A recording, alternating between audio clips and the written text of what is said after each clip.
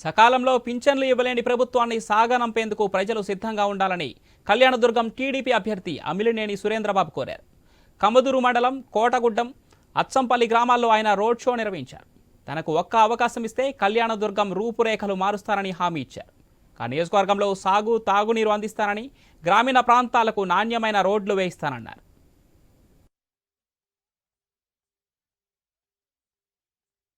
ఈరోజు అచ్చంపల్లి గ్రామానికి రావడం జరిగింది. అచ్చంపల్లి గ్రామంలో ప్రజలు బ్రహ్మరథం పట్టారు. తెలుగుదేశం పార్టీకి ఎప్పుడు వస్తాయి ఎన్నికలు అప్పుడు గెలిపించాలని సిద్ధంగా ఉన్నారు. ప్రజలందరూ కూడా సంతోషంగా ఉన్నారు. ఎందుకంటే ఈ అరాచక పాలన ఇంతటితో సమర్గితం పడాలని ఉద్దేశంతో తెలుగుదేశం పార్టీ అధ్యక్షుల్ని చంద్రబాబు నాయుడు గారిని మరియు నన్ను అసెంబ్లీకి పంపడానికి ప్రజలందరూ ఏకతాటిపై వస్తున్నారు.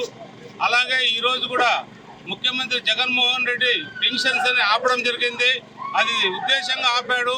ఆయన సెక్రటరీ జవహర్ రెడ్డి గారు కానీ, ఆయనకు సంబంధించిన వ్యవస్థ కానీ, ఈ చాలామంది మహిళలకు కానీ, ముస్లిం వాళ్ళకు కానీ పెన్షన్స్ ఇవ్వకుండా ఆపి ఆ చెడ్డ పేరు అంతా చంద్రబాబు నాయుడు గారిని నెట్టడానికి ప్రయత్నం చేస్తున్నారు.